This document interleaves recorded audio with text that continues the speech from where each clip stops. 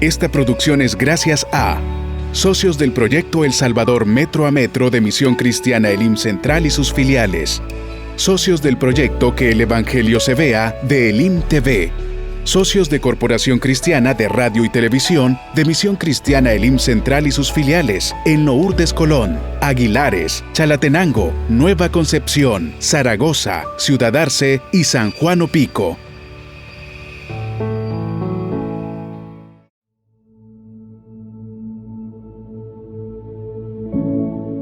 En mayo de 2017, miles de personas se reúnen en el estadio Jorge el Mágico González para honrar el nombre de Dios, dándole gracias por los 40 años de Misión Cristiana Elim.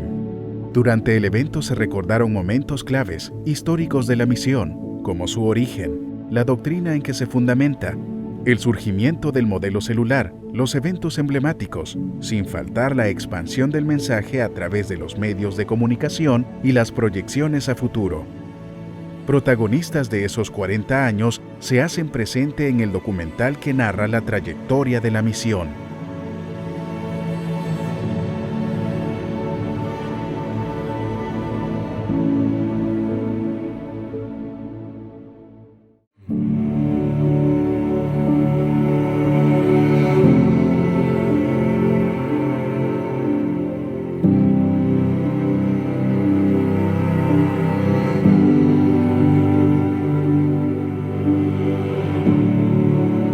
El arranque es en el año de 1976.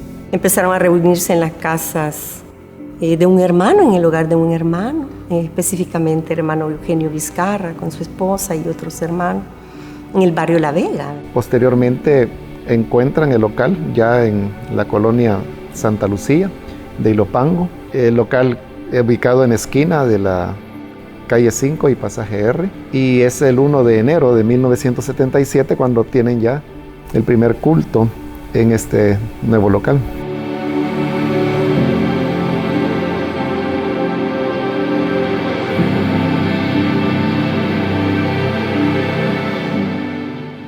Se me llenaba la casa y entonces allí en la sala, como ya no daba abasto, tuvimos que ocupar las habitaciones. Ahí nos sentábamos en las camas. Y de ahí que iba creciendo más la iglesia, ya por edades nos iban dividiendo en los cuartos. Tenía 3 cuartos ella. Elim era algo diferente, ¿verdad? Desde que llegamos, la manifestación de los dones principalmente era la que nos atrapó, digamos, en esa palabra, ¿verdad? Había un hermano que sí las interpretaba las lenguas, ¿verdad?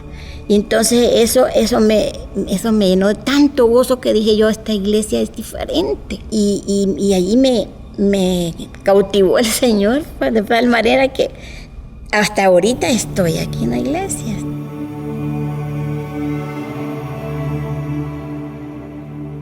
Pero ya cuando estuvimos ya en el Valle Nuevo, pues ahí sí ya entró el segundo, digamos, tanda de diáconos.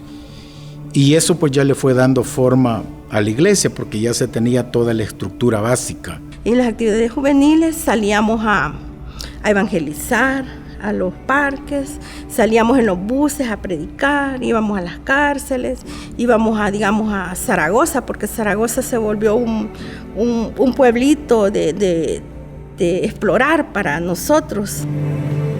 Me gustó el orden, me gustó cómo la gente, su vida devocional, pues la manifestaba, la expresaba y a la vez la cultivaba, ¿verdad? Y luego los dones, que ellos para mí eran totalmente nuevos.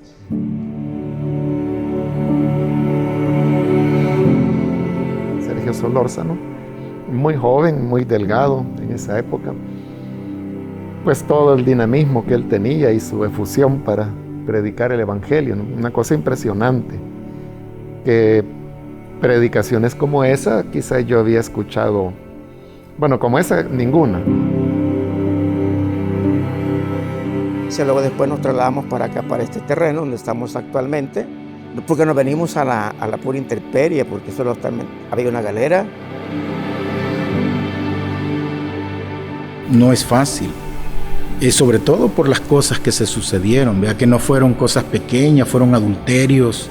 En el caso del hermano Sergio, súper comprobados, ¿verdad? Una de las cosas que yo siempre aprendí es de mi mamá, que me decía: hija, usted mire al blanco, que es Cristo. No mire ni a su izquierda ni a su derecha, mire al blanco.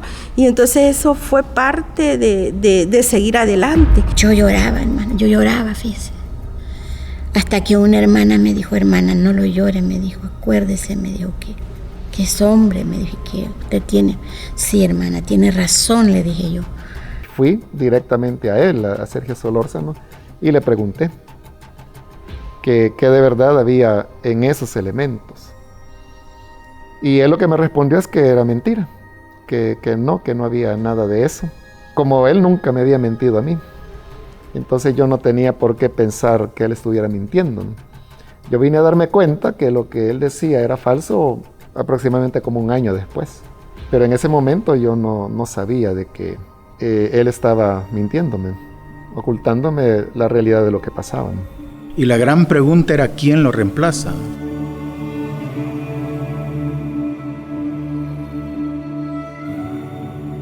Va en avanzada, ¿verdad? Hasta los cambios que se dieron, que fueron también radicales, ¿verdad? Cuando fue el cambio de pastor general, ¿verdad? Estando hermano Galindo un tiempo y de ahí poniendo a hermano Mario Vega como pastor general. El hermano Mario es muy mesurado, difícil de sacar de quicio, soporta la crítica con mucha paciencia, no es pasional, es decir, tenía, desde mi punto de vista, las cualidades para poder lidiar el ambiente tan difícil que ahí estaba, ¿verdad? Nunca sentí desánimo, y creo que la iglesia tampoco. Y el crecimiento se veía como algo ilimitado.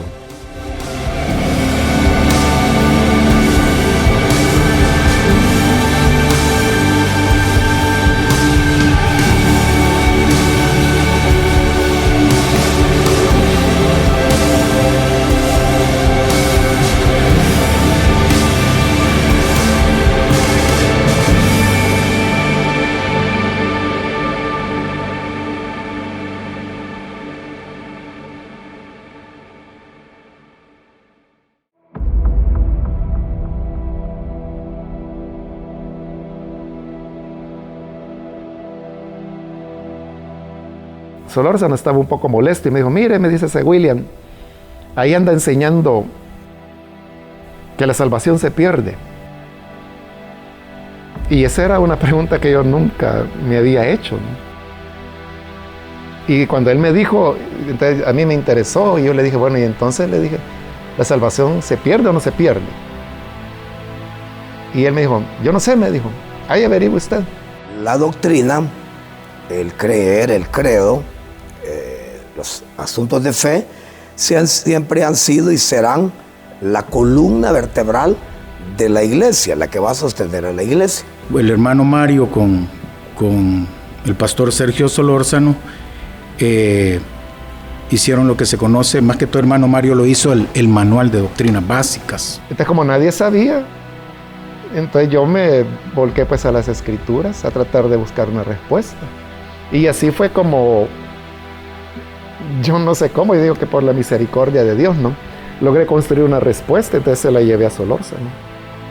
Y al llevarse a la Solórzano, le hice la presentación, pero lo que ocurre, para mí pues eso fue algo casi sobrenatural, porque al hablar del tema de la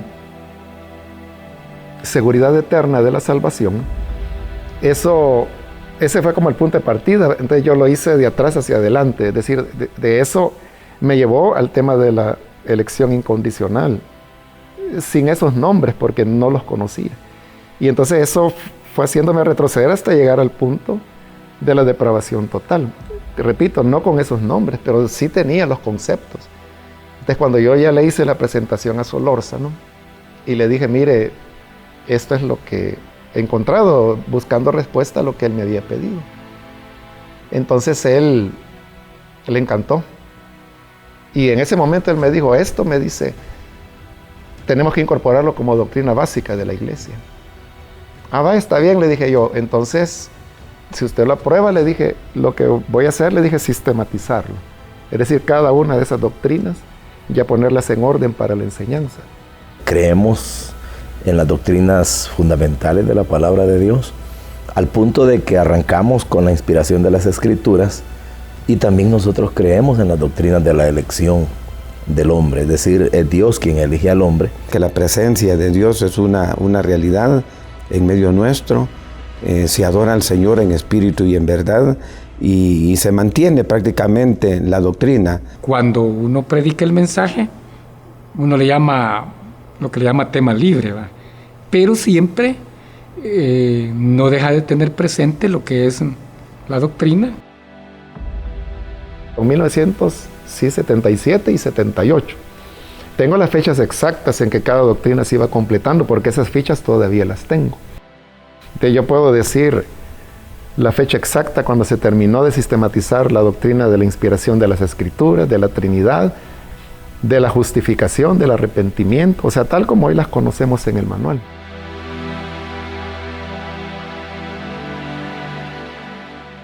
El que inició el IM en Guatemala, el doctor Paredes, vino a El Salvador y pues en ese entonces el pastor que teníamos, nuestro pastor general de ese tiempo, quiso ser coaccionado por él para que se adoptaran posturas doctrinales que nunca la Biblia ha sostenido. Antes que se produjera el rompimiento con el IM de Guatemala, lo que la iglesia, el IM, tenía no era nada más que una hoja, que yo la conservo todavía, donde estaban sus doctrinas básicas.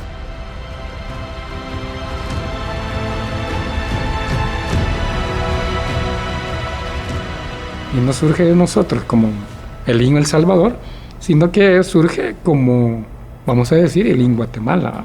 Entonces, donde se origina es allá. La divergencia, algo diferente a lo que ellos mismos habían enseñado por mucho tiempo. Se nos hizo un examen sobre la doctrina y fue el hermano Mario quien hizo ese examen, y la nota mínima que se pedía era 7. ¿verdad? Hay aspectos que los hemos ido replanteando. No estoy hablando de aspectos fundamentales de la doctrina de Misión Cristiana del IM, sino aspectos de relevancia secundaria. Quiere decir que queda un gran reto para aquellos que hoy son pastores jóvenes, ya pastores dentro de la misión, aquellos supervisores que saben que tienen un llamado de Dios, los líderes que se van formando. Es decir, es un desafío para todos.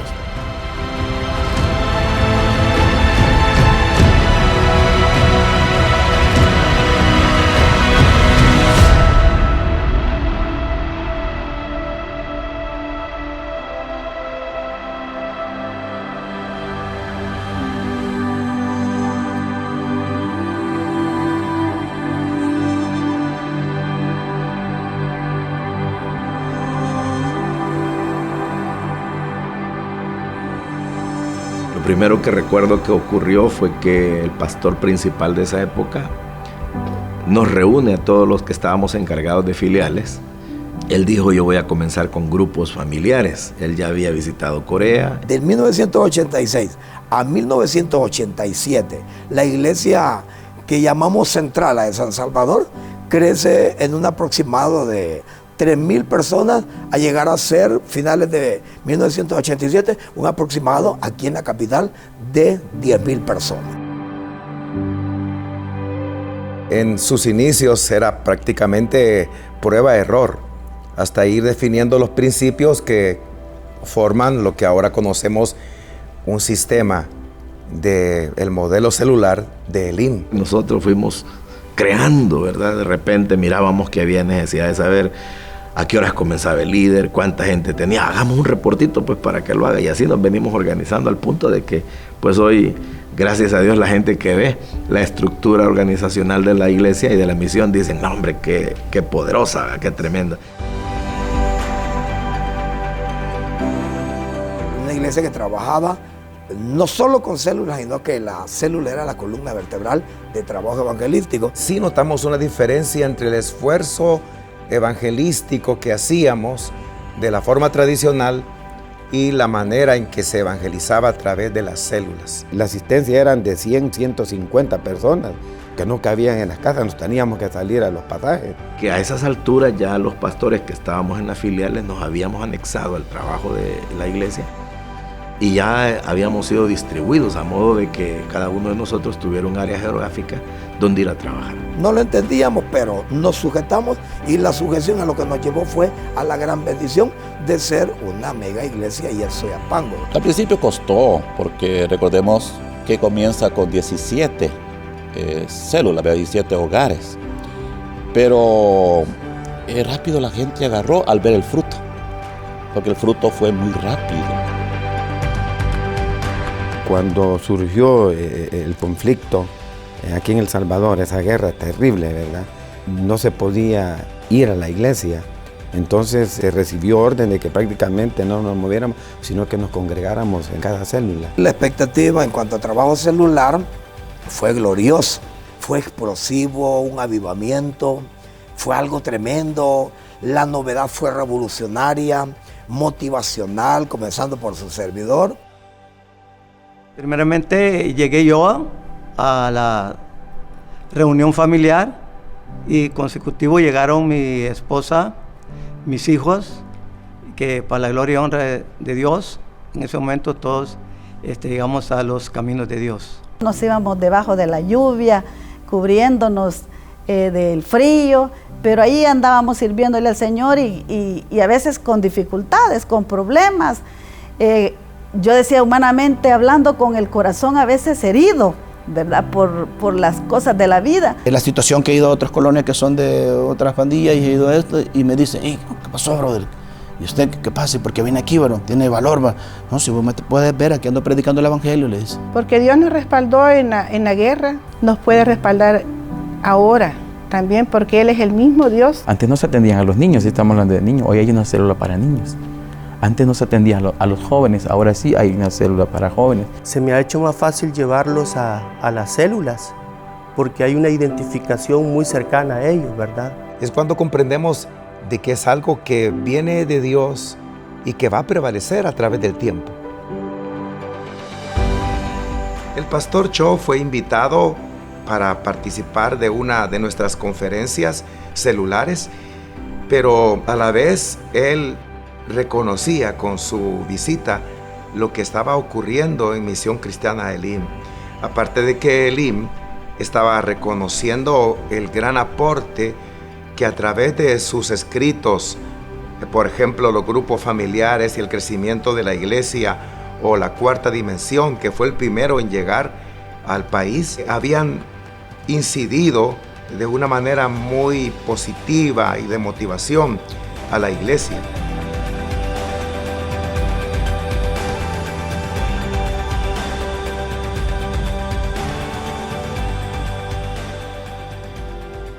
Praise the Lord. I thank God for this privilege to bless you.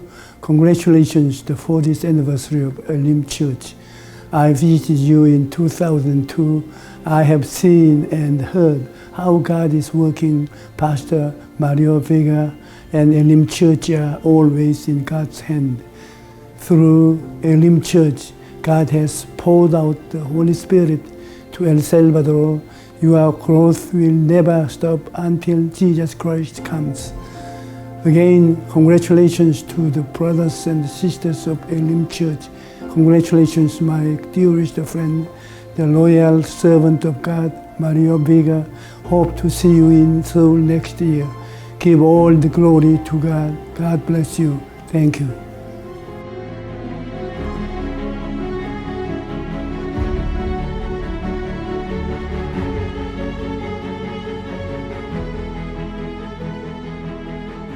Cuando se hace el primer evento, en 1988, Solórzano le coloca, fue idea de él, le colocó el nombre de Ahora es tiempo de restauración.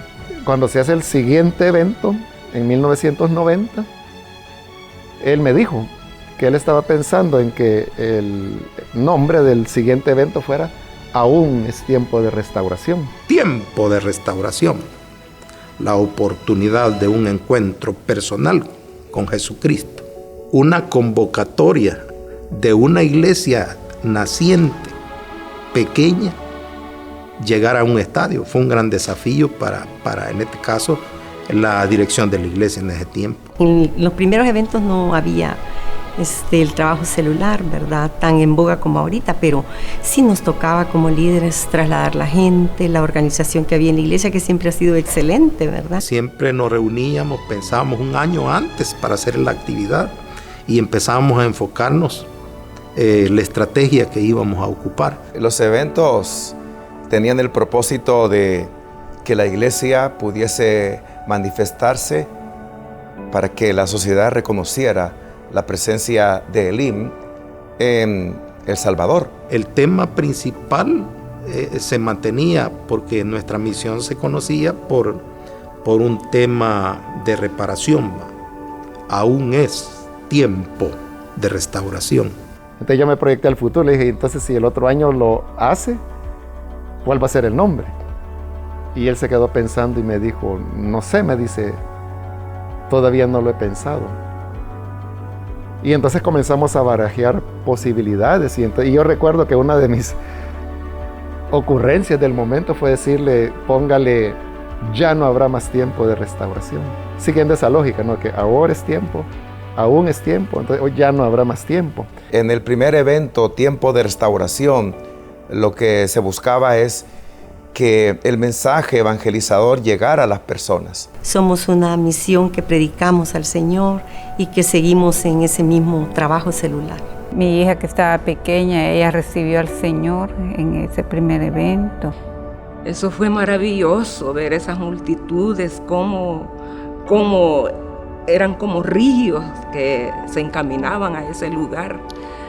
Podemos ver en cada evento un milagro de Dios. Desde que salen los buses de los lugares donde uno vive, ahí comienza uno a trabajar, o sea que desde ahí comienza a motivar a las personas para que ellas vayan a oír la palabra. Todo el esfuerzo que se hizo a partir de las oraciones, a partir de las reuniones, a partir de las desveladas, a partir de las madrugadas, a partir de contratar el bus, a partir de ir a invitar, todo eso culminaba de ver a miles de personas adorando y alabando al Señor en el estadio. Nunca habíamos tenido esa experiencia de llenar 5 estadios.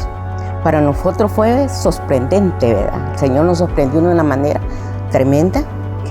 Y también cuando vimos bajar al hermano Mario, ¿verdad?, del helicóptero, wow, dije yo, qué lindo, ¿verdad?, se ve cómo se desarrolló todo el evento.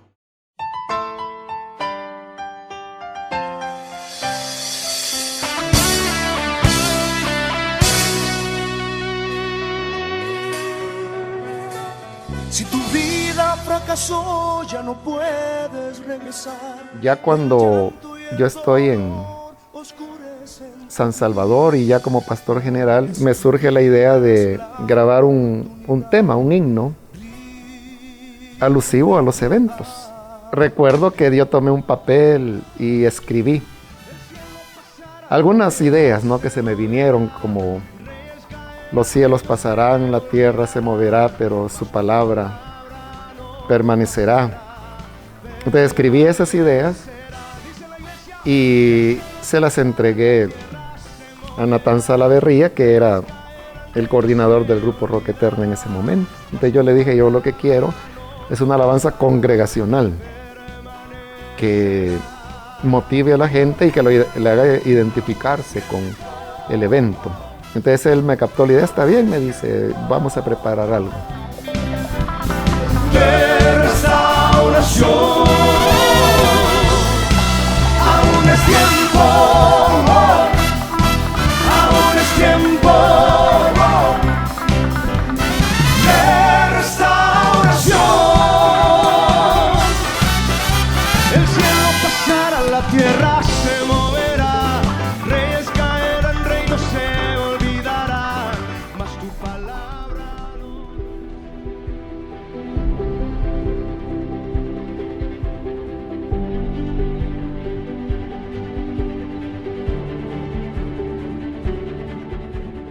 La iglesia apuntó siempre a difundir el mensaje a través de medios masivos y para ello tenía que contratar tiempos en emisoras que le permitieran hacerlo. El primer programa que fue Retornando a las Escrituras, que era un programa de 15 minutos que se pagaba en una radio, nació a los pocos meses de haber nacido la iglesia. Yo creo que una vez la iglesia tuvo fuerzas para pagar un programa, inmediatamente se tomó el espacio. Para 1979 recuerdo que se hizo el programa juvenil, que también era de 15 minutos. Ese ya era en la radio Voz Evangélica de América. Se llamaba Impacto Juvenil. La radio nace el 13 de julio de 1986 en la frecuencia 540M y fue algo esperado por toda la Iglesia del Señor. Pues todos estábamos ansiosos de ese momento. Cuando se nos anunció que la iglesia por fin iba a tener un medio de comunicación, yo creo que fue un boom, fue un impacto en la congregación, que veíamos el tener una radio como la respuesta a muchísima gente que sabía el poder que hay en los medios de comunicación. Estamos agradecidos con el Señor por la radioemisora que nos está permitiendo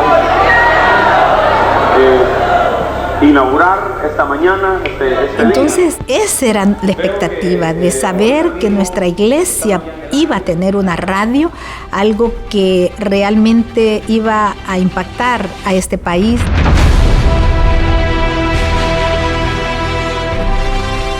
En ese entonces no había otra iglesia con radios.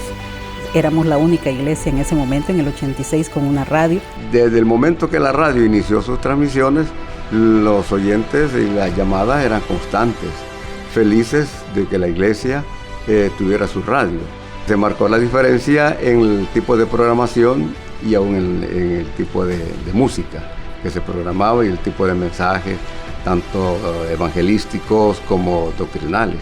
Posteriormente, a los pocos meses de haber comprado Radio Restauración, fue que surge la oportunidad de adquirir una frecuencia también en AM, en San Miguel, en el 1450 AM, que continúa siendo Radio Restauración hasta hoy en día. Posteriormente, en 1995, es cuando la iglesia y la misión por primera vez entra en el campo del FM, cuando se adquiere la 98.1 en Santa Ana, que también recibe el nombre de Radio Restauración. A través de la radio, hermana, muchos están llegando a los pies de Cristo, ¿verdad? Es una gran bendición, hermana, para mi vida y para mucha gente, hermana, para mucha gente. Porque yo siempre en la mañanita a las 5:30 estaba lista para irme para trabajar.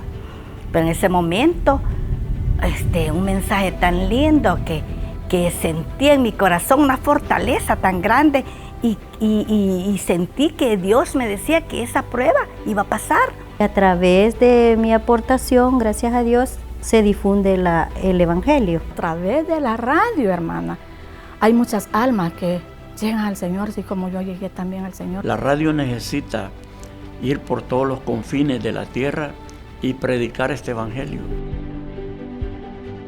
Luego el siguiente paso que se dio fue que en el año 2005 se adquiere ya la frecuencia nacional en FM, que es el 100.5, juntamente con el canal 27 de televisión, que también es una frecuencia nacional. Toda la gente estábamos a la expectativa después de la oración de medianoche de ese 31 de diciembre del 2005, cuando el pastor, pues a través también del canal, habla y dice, ahora contamos con esto. De tal manera que ahí tenemos ya 6 emisoras de radio y un canal de televisión, y ya todo esto junto es lo que forma la Corporación Cristiana de Radio y Televisión.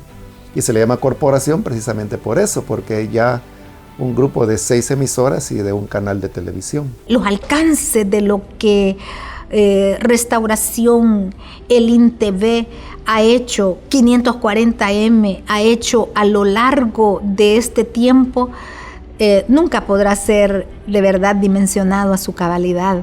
Yo creo que a futuro los medios de comunicación, el cómo la iglesia, el IM los ha utilizado, será un legado para la iglesia evangélica salvadoreña, por el hecho de haberle apostado a la profesionalización de su trabajo e incursionar en ciertas áreas totalmente inéditas, como por ejemplo el teatro en televisión, el radioteatro que también se ha utilizado a través de Radio Restauración, y también el hecho de atreverse a entrar, por ejemplo, en el campo periodístico, el periodismo de investigación, para poder profundizar en temas de interés social desde una perspectiva cristiana. Yo creo que en primer lugar porque no estamos casados con ninguna pauta publicitaria. Nosotros podemos hablar de diferentes cosas, como que una empresa embotelladora se acabó el agua de Soyapango y porque no tenemos el anuncio de ella. Hemos considerado y hemos aprendido que el Evangelio es integral. La apuesta al futuro es continuar la pauta que se ha usado hasta hoy. Es decir, que la excelencia para la obra de Dios. Y en los medios de comunicación esto significa estar siempre a la vanguardia de los avances tecnológicos. Hoy estamos ya muy cerca de lo que es el paso a la televisión digital en el país. Y desde ya en la corporación estamos haciendo los planes y las proyecciones para dar ese paso. Pero creemos y confiamos que así como el Señor ha estado con la iglesia en estos 40 años de uso de los medios para anunciar el Evangelio, también lo seguirá estando de aquí en adelante hasta su venida, anunciando a través de radio, televisión y cualquiera sea la tecnología que se desarrolle a futuro, para poder anunciar que la salvación se encuentra en el Hijo de Dios.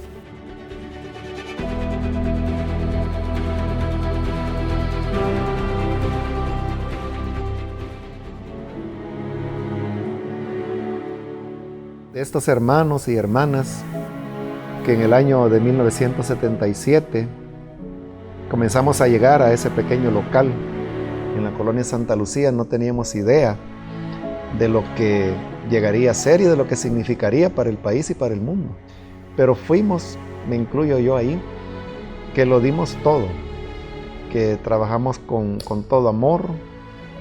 Y cuando digo entregarlo todo, me refiero literalmente, o sea, entregar lo que teníamos, nuestras vidas, nuestro tiempo, nuestros intereses, nuestra pasión, nuestras fuerzas, nuestra juventud, a una causa como fue esta de la Iglesia Elim.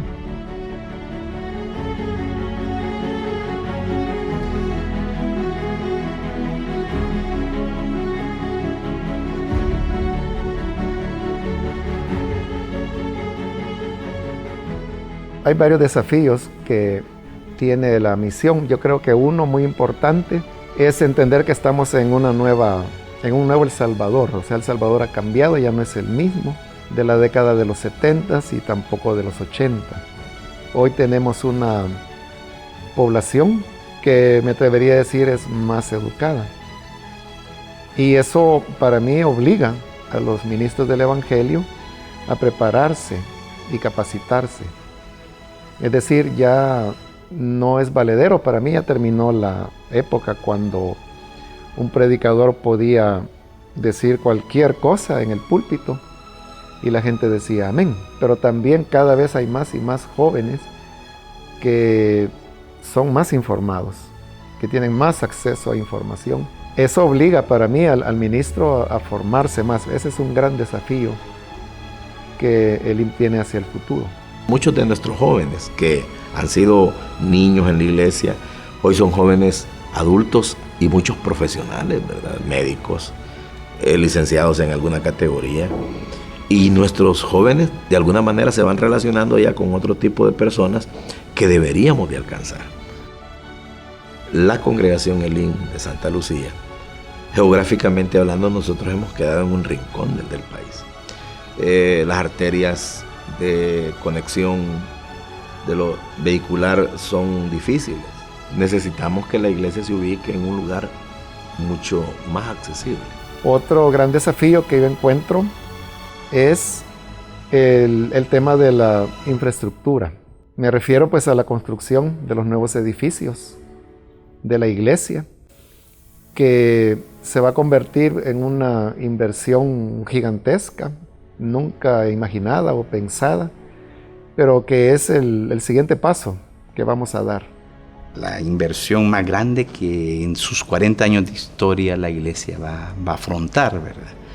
Es un paso de fe, definitivamente. Después de estos 40 años era necesario dar en todo sentido, en el cambio de ubicación geográfica, es importante, es estratégico.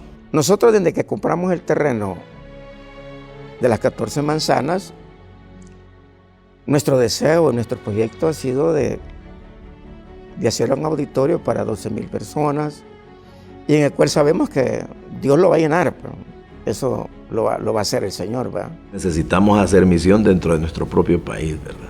Saber de que debemos de penetrar diferentes estructuras para avanzar en todos los aspectos, de manera que no solamente podamos tener un lugar más accesible donde puedan converger todas las fuerzas de la iglesia, sino que también aprovechar ese impulso, penetrar en diferentes lugares. Estamos ya muy cerca de iniciar con este esfuerzo y ahí es donde la iglesia una vez más tiene que mostrar su unidad de propósito para hacer que ese sueño se haga realidad. Estamos en un país sumergido en la violencia, un país con grandes necesidades y la iglesia tiene la respuesta. Estamos convencidos de que la iglesia es el medio que Dios va a usar para cambiar, transformar esta sociedad. Dios es abundante y nos da mucho más. Y eso lo dice la Biblia, ¿no? Que Él da más de lo que nosotros imaginamos o pensamos. Nuestra sociedad lo requiere, la iglesia no es la excepción y por consecuencia tenemos que prepararla para los años venideros. Ese legado que ha costado mucho es el que ahora va a quedar en nuevas manos. Entonces la gran pregunta que uno se hace es, estas nuevas generaciones que van a surgir, ¿valorarán lo que significó esta proeza de lo que hoy conocemos como Iglesia Elim? Yo esperaría que sí, porque la obra continúa estando en las manos de Dios y ha quedado más que demostrado que no depende de una, de dos o de tres personas, sino que depende únicamente de la soberanía de Dios. Entonces, a futuro, yo veo la iglesia y la misión en esa transición hacia liderazgos jóvenes, nuevos, que con la ayuda de Dios van a saber llevar a buen término la obra de Dios hasta el día de la venida de Cristo. Esa es mi confianza.